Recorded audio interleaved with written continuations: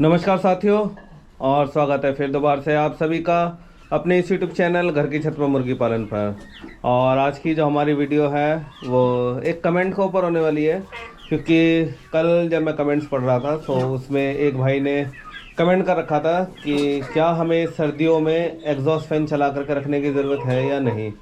उसी टॉपिक पर हम लोग बात करने वाले हैं। लेकिन उससे पहले यदि अभी तक आपने हमारे चैनल को सब्सक्राइब नहीं करा चैनल को ज़रूर से सब्सक्राइब कर ले, साथ ही बेल आइकन भी ज़रूर से प्रेस कर ले, ताकि जो भी हमारी आगे आने वाली वीडियोस है उसका नोटिफिकेशन सबसे पहले आपको मिल सके। चलिए बढ़ते हैं आज के टॉपिक की ओर। और जैसे भी मैंने आप लोगों को बताया कि एक भाई ने कमेंट कर रखा था, नाम तो मेरे शायद ध्यान से स्किप हो रहा है।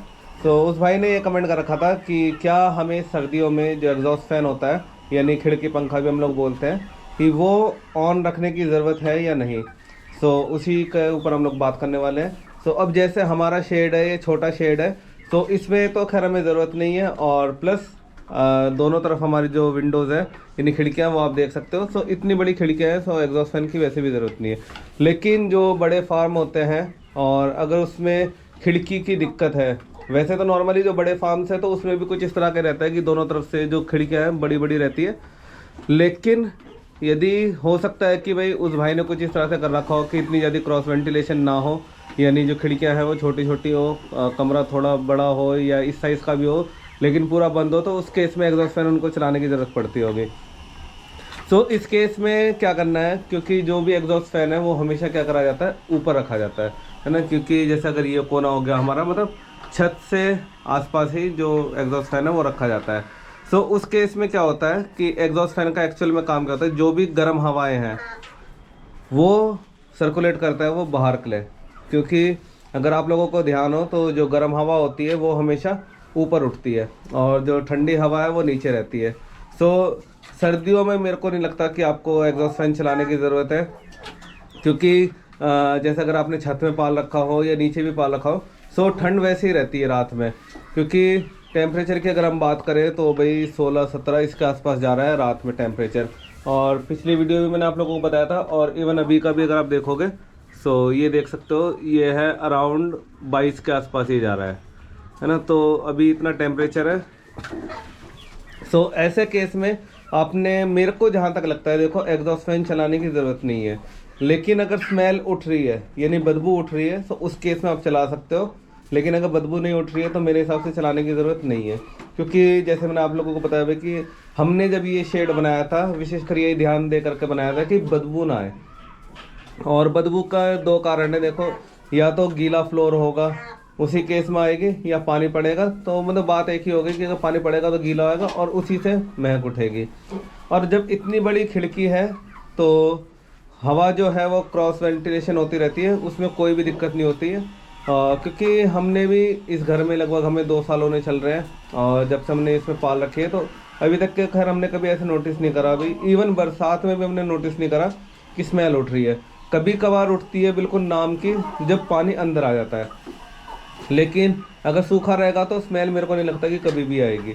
और गीले होने के 2 कारण हैं, एक मैंने आपको बता दिया, बारिश, और दूसरा कारण ये है कि अगर आपने कम जगह में ज़्यादा मुर्गियाँ पाल रखी है वो जो बीट वगैरह करती है उस केस में स्मेल उठती है। क्योंकि अगर ज़्यादा है, जगह कम है, तो गीला होना स्वाभाविक है उस केस में। इस चीज़ का अगर आप ध्यान देते हैं तो मेरे को नहीं लगता भी कि आपके शेड में या फार्म में किसी भी तरह से जो बदबू है वो आनी चाहिए। मैं उम्मीद करता हूँ कि ये चीज़ आपको समझ में आई होगी। और इसके अलावा अगर हम बात करें अपडेट की, अभी तक तो देखो हमारी सारी मुर्गियाँ ठीक है जितनी भी है। बाकी सर्दियों का जैसे भी बात चली रही है तो उसके से मैंने आपको बता रखा है भी कि रात में ये जो पर्दे हैं दोनों तरफ के, ये पूरे नीचे होते हैं, पूरे रीति से हम इसको बंद कर देते हैं। लेकिन उसके बावजूद भी ठंड रहती है, देखो, क्योंकि छत में हैं ये लोग और हम तो नीचे रहते हैं। बाकी थोड़ी बहुत हवा चलती है तो उस केस में ठंड रहती है ऊपर।